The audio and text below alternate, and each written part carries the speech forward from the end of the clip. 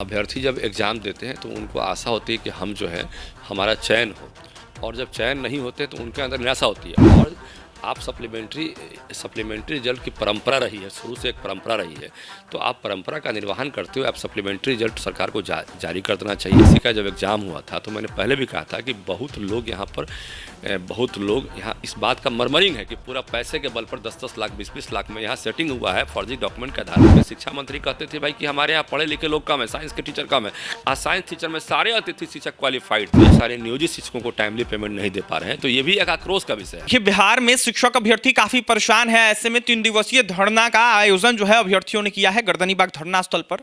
लगातार कहीं ना कहीं धरना प्रदर्शन जारी है। ऐसे में हमारे साथ बात करने के लिए बीजेपी एमएलसी जीवन कुमार है। जीवन जी, लगातार अभ्यर्थी जो हैं वो कहीं ना कहीं रिजल्ट की मांगे कर रहे हैं। ऐसे में पहले सप्लीमेंट्री रिजल्ट की मांगे हो रही थी, अब जाकर कुछ और मांगे हो रही है। कैसे देख रहे हैं?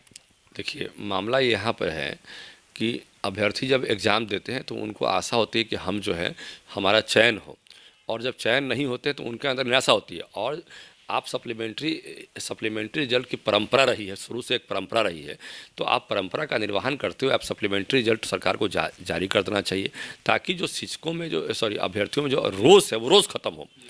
ऐसा नहीं है कि ये पहली बार डिमांड कर रहे हैं, पहले भी इस तरह की परंपरा का पालन किया गया है। तो परंपरा का पालन करते हुए सरकार को चाहिए, खासकर शिक्षा विभाग को चाहिए कि उसका तुरंत सप्लीमेंट्री रिजल्ट जारी कर दे। लेकिन अब जाकर रिवाइज रिजल्ट की मांगी हो रही है। जीवन जी कह रहे हैं अभ्यर्थी की रिवाइज रिजल्ट देना चाहिए। ऐसे में काफी फर्जी अभ्यर्थी इंटर किए हैं, क्योंकि देखा जाए तो के पाठक के फरमान के बाद कई अभ्यर्थियों को बाहर किया जा रहा है, और कहीं ना कहीं इसको लेकर अभ्यर्थी कह रहे हैं कई सारे सीट खाली रह गए हैं। 20,000 से ऊपर देखिए मैंने पहले भी कहा है, आप देखिए मैं डे वन से कर रहा हूँ आपके चैनल पर, मैं कई बार इंटरव्यू दिया हूँ, और बीपीएससी का जब एग्ज़ाम हुआ था तो मैंने पहले भी कहा था कि बहुत लोग यहाँ इस बात का मर्मरिंग है कि पूरा पैसे के बल पर 10-10 लाख 20-20 लाख में यहाँ सेटिंग हुआ है फर्जी डॉक्यूमेंट के आधार पर, और कई लोगों की बहाली हुई है, और यहाँ सेटिंग का पूरा खेल चला है पूरा विभाग में, शिक्षा विभाग में। यहाँ पर इलेक्शन फंड क्रिएट करने का जो है यहाँ पर खेल चला है शिक्षा विभाग में। तो निश्चित रूप से आगे चल के कहीं ना कहीं ये सस्टेन नहीं कर पाएंगे, आगे चल के कहीं ना कोई जो है क्लेम करेगा और अंतिम में उनको हटना है। तो इस तरह की परंपरा तो यहाँ पर गलत शुरुआत हुई है। इस तरह का पूरा मर्मरिंग पूरे बिहार में है, ये हम नहीं करें, पूरा बिहार कह रहा है, पूरा बिहार का बच्चा कह रहा है। तो निश्चित रूप से कहीं ना कहीं आक्रोश तो है, और सप्लीमेंट्री रिजल्ट सरकार को जारी कर देना चाहिए। परंपरा के हिसाब से भी जो शुरू से परंपरा चलती आ रही है, और सही भी है। आप जब सीट खाली है तो आप क्यों नहीं जारी कीजिएगा सप्लीमेंट्री रिजल्ट? सीट खाली तो है ना भाई। और देखिए, हम शुरू से इन बातों को हम कह रहे हैं कि एक तो अतिथि शिक्षक को आप हटा कर एक गलत मैसेज दिए, शिक्षा विभाग में आप अतिथि शिक्षक को हटा के, जो काफ़ी एक्सपीरियंस है। आपके शिक्षा मंत्री कहते थे भाई कि हमारे यहाँ पढ़े लिखे लोग कम है, साइंस के टीचर कम है। आज साइंस टीचर में सारे अतिथि शिक्षक क्वालिफाइड थे, अब उनको आप हटा के क्या मैसेज देना चाह रहे हैं? तो ये एक तो वहाँ गलत कर रहे हैं, दूसरा यहाँ गलत कर रहे हैं, तो पूरा चारों तरफ आक्रोश ही आक्रोश का माहौल भरा हुआ है। देखा जाए तो 3rd फेज की बहाली आने वाली है। ऐसे में 1st फेज और 2nd फेज की बहाली को देखते हुए सीट बच गई है, उसको 3rd फेज की बहाली में ऐड किया जाएगा। ऐसे में जो अभ्यर्थी हैं उनमें आक्रोश से कह रहे हैं कि हम लोग योग्य थे, हमारा उतना कट ऑफ के उतना मार्क्स आया, उसके बाद हम लोग देखिए, उनको देना चाहिए था, उनको हमारे हिसाब से उनको रिजल्ट देना चाहिए था, और इसी में देना चाहिए था, ताकि मतलब कि एक आक्रोश जो है आक्रोश शांत हो। और सरकार को ये भी, जो बीपीएससी के माध्यम से सरकार जो पहले बहाली की थी, जो उसमें से कई ऐसे ज़िले हैं जहाँ पे बीपीएससी टीचर्स को आज तक पेमेंट नहीं मिला है। तो साथ साथ सरकार को ये भी चाहिए, बहुत सारे नियोजित शिक्षकों को टाइमली पेमेंट नहीं दे पा रहे हैं, तो ये भी एक आक्रोश का विषय है।